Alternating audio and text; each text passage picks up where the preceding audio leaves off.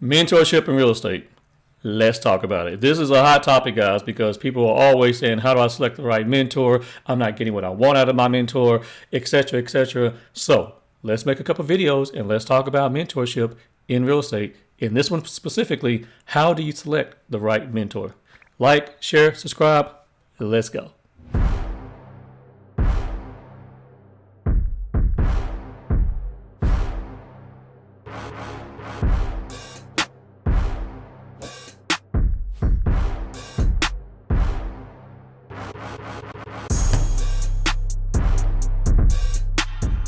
Hey guys, how you doing? It's Sasha Chatman here with Chatman Realty Group. I am an eXp Icon agent located here in Fort Worth, Texas. I help people buy, sell houses all day, every day. And I have a coaching program, the Real Estate Tech Ninja, which I coach agents. So I have a lot of mentees. So let's talk about some of the issues that are surrounding the whole mentorship in real estate. We're not just talking about the eXp Mentor Program, guys. We're talking about mentorship as a whole.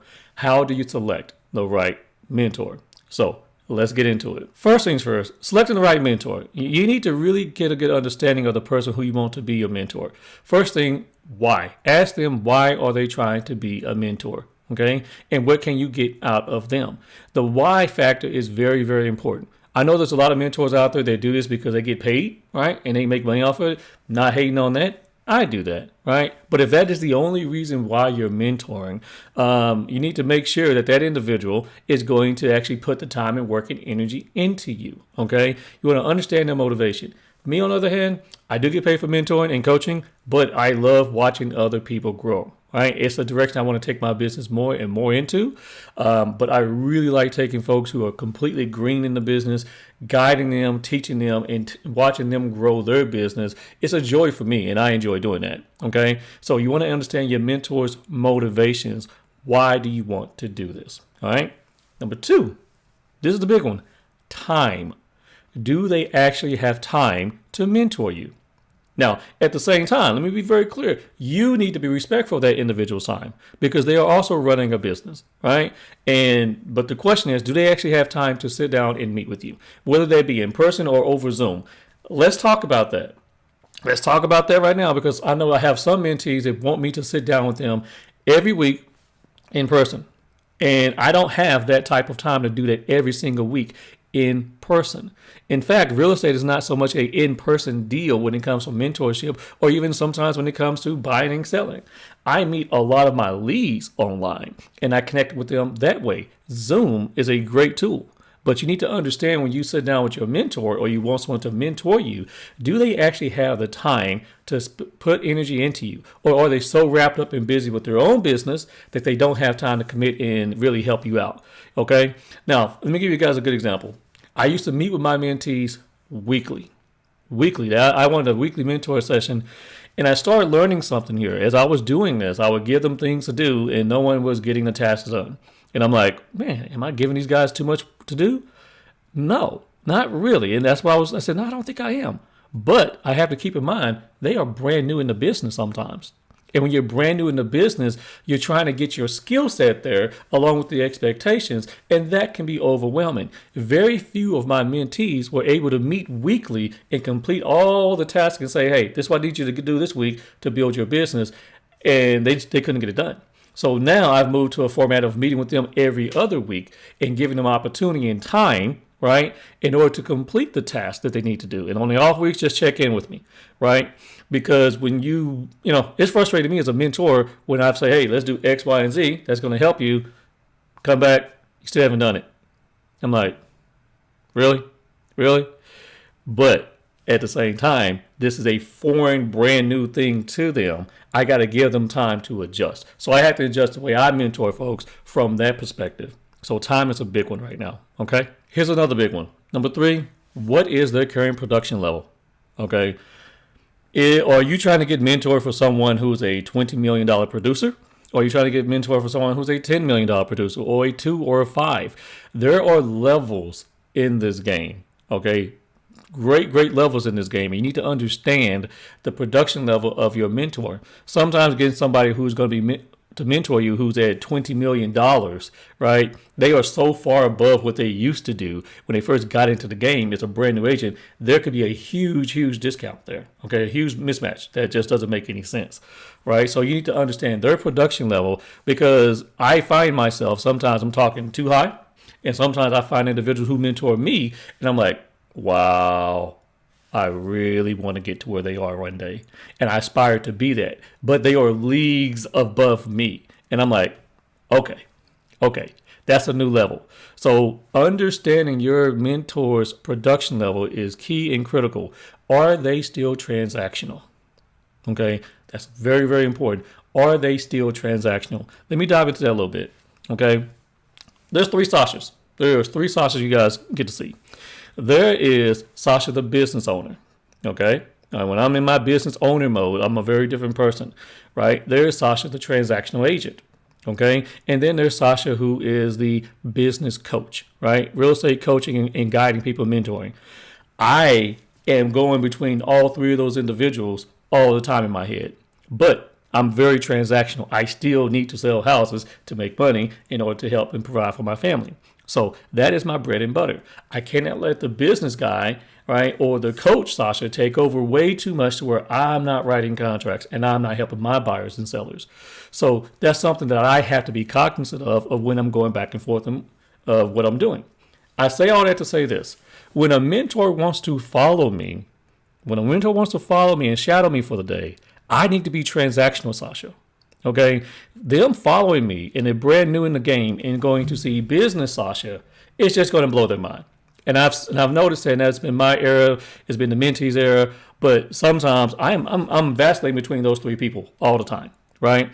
My day can start off where, okay, boom, I'm gonna knock out a lot of YouTube videos, and then the next 2 hours, I am going to just straight up cold call or call my leads and follow up. And then the next hour after that, I am coaching 3 or 4 agents. Okay. My days mix and match like that all the time. So when someone wants to follow me for a whole day, that's not good for them. Not when they're brand spanking new, because they're not going to jump into training and mentoring somebody right away. And they may not need to do all the things that I'm doing from a business perspective. They just need to learn the contract, okay, how to get a listing, how to do a buyer consultation, how to do a listing presentation, and then how to do the follow-ups and phone calls and all that stuff. They need to be transactional. So you need to understand that when you look at the production level of who you want to work with. And that brings us into number 4, understanding your mentor's skill set and their niche. What have they done in real estate? What is their claim to fame in real estate? That's a big thing. Okay. For example, I'm a tech head. I'm a nerd. I'm a geek like that. So I can teach you about pretty much everything about a CRM out there. I can look at your CRM that you're using if you're not even using KV Core or Real Geeks, and I can look at it, understand the back end of it, because I have that type of knowledge, and I can tell you what you need to do with your back end in your website. Or I can tell you if you got something that's trash, right? I can also help people from a follow-up standpoint, how to use BombBomb, how to use Real Geeks, how to use tons of other CRMs, and really how to use lead generation platforms like ZBuyers. How do you get these sellers attractions, et cetera, et cetera? That is all in my skill set. I have a very wide skill set here now that I've been developing over real estate that goes really deep. So I have that knowledge that I can share with people, right? Does your mentor have a deep skill set? Do they do great on follow-up? Okay. Do they understand how to get the lead in and keep that lead, right? Because it takes several touches to get them there. You need to understand your mentor's, skill set. What do they do very well? Also, understanding the niche.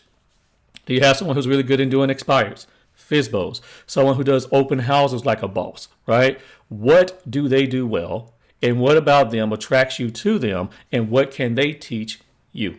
That is a very big and important thing when you start looking at getting a mentor. Do they have the skill set to pass on to you? Now, keep in mind, you might be brand spanking new if you're watching this video. If you're a brand new agent or an aspiring agent, you probably don't know what you like yet, right? You probably have no idea what you like. For example, I don't like cold calling. I don't like calling expires, but I'm pretty good at it. I just have to be in the right mental space to do it, right? If I'm not in the right mental space, I'm not going to be good at it. So understanding what their skill set is and what their niche and what they've done to build their business is key and critical. Last but not least, you need to understand their background. What did they do before they got into real estate? This is very important when it comes down to the skill set because, their previous background is going to dictate how they do real estate. It's also going to dictate what else they can bring to the table. For example, let's take myself. I was a hospital administrator, right? And I was a business engineer. What I did was broke down processes and improved them in hospitals all the time. That's what I did. I was a hospital engineer, breaking stuff down, finding flaws in a different process, making it better, improving it, etc., etc. I brought that skill set to real estate. I built scorecards. I built metrics. I brought all that to real estate to where I know if I pull on this lever over here, it's going to give me this outcome that I want over here, right? So I have learned the real estate business very differently than a traditional real estate agent. I'm not trying to be the next realtor out there. I'm trying to be the best realtor I can be, bringing out my skill set and so forth. So I'm able to teach that differently to my mentees of how to really break down real estate and look at it differently. But understanding your mentor's background is key and is critical, right? That's something you need to really get from them and get an understanding and see if there's a match because they can help you bring out your background. That's why it's important. Bringing out your background so you're not trying to be a cookie cutter realtor. There's so many ways of being successful in this business, guys. Okay? All right, last but not least, let's talk about expectations. All right, this is not on a list, but let's talk about expectations. What are your expectations of your mentor? Are they realistic? Okay, that's a whole video in itself. I probably should break that down more. Matter of fact, I will. But real quick, let's just talk about it, touch on it. Are your expectations realistic for your mentor? Okay, if you want them to meet with you every single week in person, etc., are you asking too much? Sometimes I have mentees that want me to care more about their business than they do. And I'm going to be harshly honest here, I don't. Okay, I want you to be successful. Don't take it wrong. But I can't put more time and energy into your business than you are. This is one of the number one reasons why agents fail, right? They don't put the time and energy into their own business and they expect someone else to do that. They expect the brokers to do that. They expect their EXP sponsor to do that. They expect the mentor to do that. And I can spot that a mile away when I have a person who's A, not making my mentor meetings, B, they're not doing the tasks that I'm asking them to do, right? And C, they start getting into this negative attitude of, well, you're not doing for me. Child, please, it is your business. Let me be clear. This is your business, right? Don't expect your mentor to do more for you than you're willing to do for yourself. So get the expectations up front. When you guys are going to meet, make the meetings, right? And what you expect from them afterwards. Are they going to teach you about contracts? Which they definitely should, by the way. Are they going to teach you how to fish and how to go get the business, etc., etc.? But here's the other thing. Are you accepting of those teachings? And are you going to do your part to actually take that information in and make it happen for yourself? All right, guys, I hope you like this particular video. Make sure you like, share, and subscribe. If you have any questions about mentoring or you need a good mentor, I am located here in DFW. I'd be happy to take you on. If you're here in EXP, if you're struggling, I can get you there. I will be pushing you. I'll tell you that right now. I'll push you. If you're not here in the DFW area and you still need coaching and mentoring, I do offer a coaching program at therealestatechnninja.com. You guys can always click on the link down below to schedule a chat with me to talk more about your situation and see if I can help you out. Like, share, subscribe. It helps me grow the channel. I appreciate it, guys. Peace.